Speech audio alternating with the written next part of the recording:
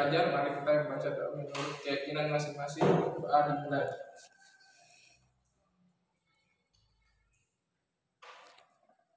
Doa selesai. Oke, baiklah. Sebelum kita memasuki pembelajaran, saya akan mengabsen kalian terlebih dahulu. Anita,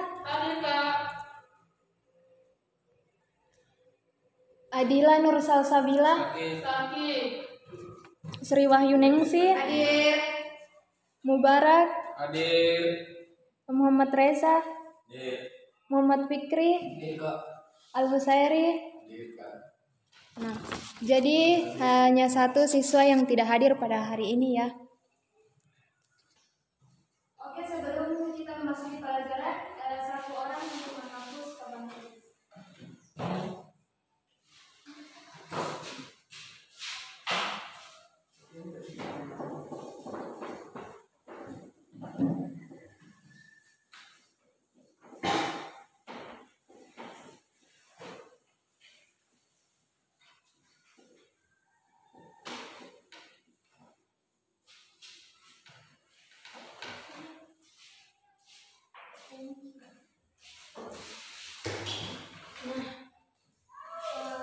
Pada hari ini kita akan belajar mengenai sanksi perpajakan.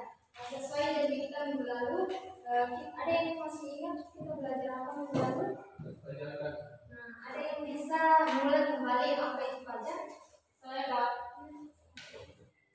Pajak adalah iuran wajib kepada kas negara berdasarkan undang-undang yang dipaksakan dan tidak mendapat jasa timbal balik atau kontraprestasi bagi keperluan negara untuk sebesar-besarnya kemakmuran rakyat. Nah, pastinya kan. Oke, adik-adik sekalian, materi kita pada hari ini yaitu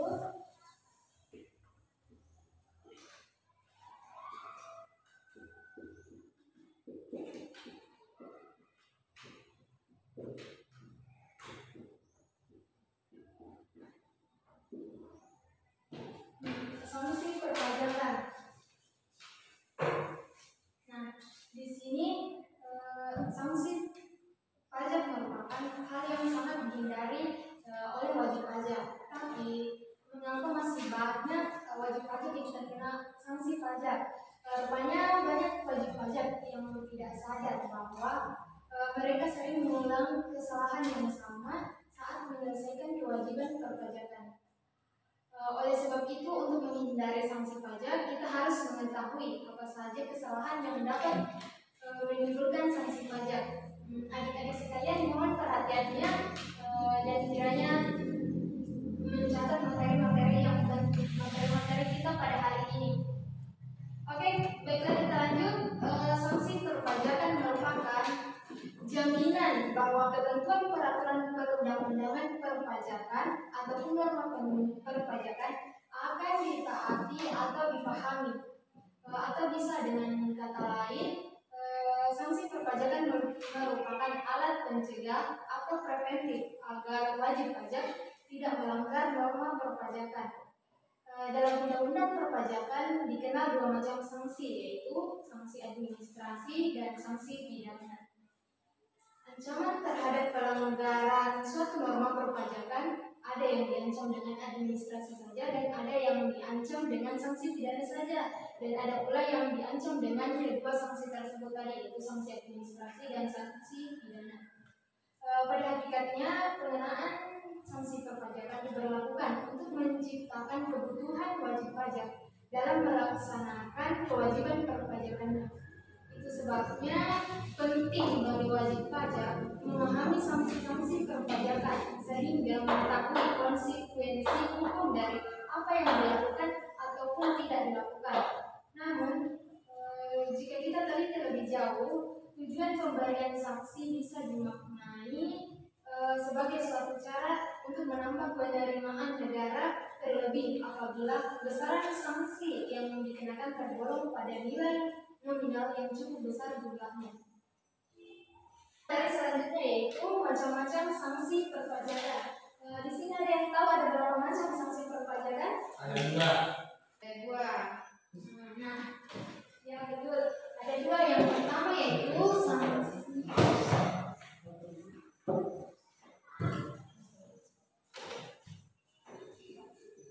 Nah,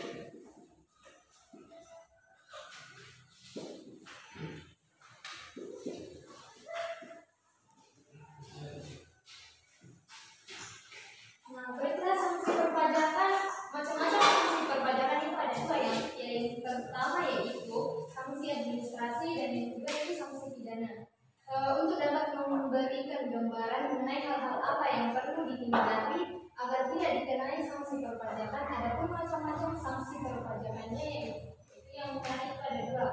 Sanksi administrasi menurut Mardiasmo merupakan pembayaran kerugian kepada negara khususnya yang berupa bunga dan kenaikan. Kemudian sanksi administrasi ditekankan kepada pelanggaran administrasi perpajakan yang tidak mengarah kepada tindak pidana perpajakan. Sanksi administrasi terdiri atas 3 macam, yaitu sanksi administrasi berupa denda, yang kedua sanksi administrasi berupa bunga, dan yang ketiga yaitu sanksi administrasi berupa kenaikan. Nah, sanksi pidana merupakan upaya terakhir dari pemerintah agar norma perpajakan benar-benar diikuti.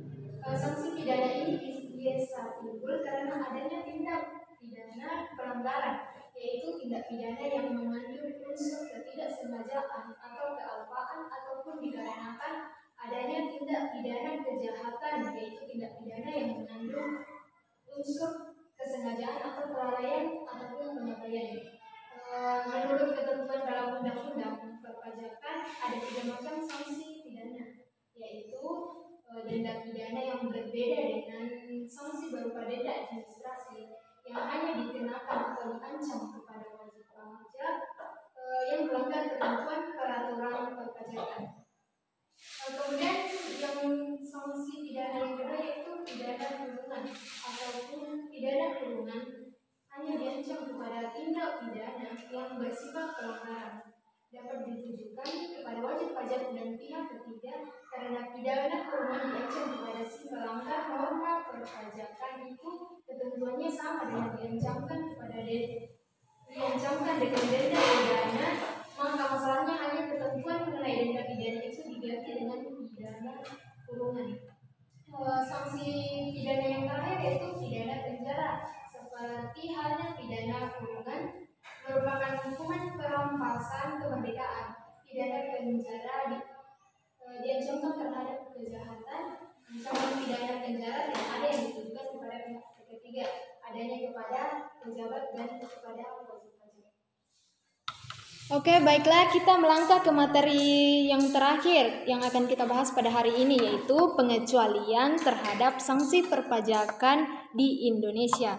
Adapun demikian, terdapat kondisi-kondisi tertentu yang mengakibatkan wajib pajak mendapatkan pengecualian pengenaan sanksi administrasi. Kondisi tersebut antara lain, yang pertama itu wajib pajak orang pribadi yang telah meninggal dunia. Yang kedua yaitu wajib pajak orang pribadi yang sudah tidak melakukan kegiatan usaha atau pekerjaan bebas lainnya. Yang ketiga itu wajib pajak orang pribadi yang berstatus sebagai warga negara asing atau WNA yang tidak lagi tinggal di wilayah Indonesia. Yang keempat, bendahara yang tidak melakukan pembayaran lagi. Yang kelima yaitu wajib pajak yang terkena bencana yang ketentuannya diatur lebih lanjut dengan Peraturan Menteri Keuangan atau PMK. Dan pengecualian yang terakhir itu wajib pajak lain sebagaimana diatur dengan atau berdasarkan Peraturan Menteri Keuangan. Salah satu Peraturan Menteri Keuangan yang mengatur poin di atas adalah Peraturan Menteri Keuangan nomor 180/PMK.03/2007 yang mengatur pengecualian pengenaan sanksi kepada wajib pajak yang tidak dapat menyampaikan SPT dalam jangka waktu yang telah ditentukan adalah karena alasan berikut, yaitu karena kerusuhan massa, kebakaran, ledakan bom, dan atau aksi terorisme, kemudian perang antar suku, dan yang terakhir yaitu kegagalan sistem komputer administrasi penerimaan negara atau perpajakan. Oke, baiklah adik-adik sekalian, itulah materi yang tadi yang akan kita bahas pada hari ini. Apa ada yang kurang dipahami atau ada yang ingin ditanyakan adik-adik sekalian? Saya, Ya, silakan ketua kelas. berapa lama sanksi pidana yang dikenakan bagi wajib pajak yang tidak membayar pajak? Nah, pertanyaannya bagus. Jadi sesuai pertanyaan ketua kelas tadi, berapa besar sanksi pidana yang dikenakan terhadap wajib pajak yang tidak mematuhi pembayarannya?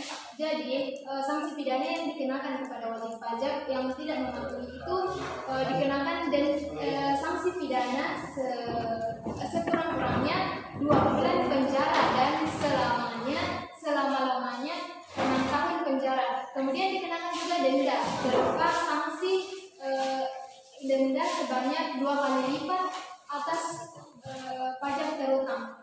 Nah, bagaimana ketua kelas? Apa jawabannya bisa dipahami? Paham. Nah, bagus. Oke, baiklah adik-adik. Sekarang itulah tadi materi yang kita sempat bahas pada hari ini. Dan kiranya materi yang sudah kita pelajari tetap dibaca ulang kembali agar bisa bermanfaat dan ya bermanfaat ke depannya. Sekian dan terima kasih. Wassalamualaikum warahmatullahi wabarakatuh. Waalaikumsalam.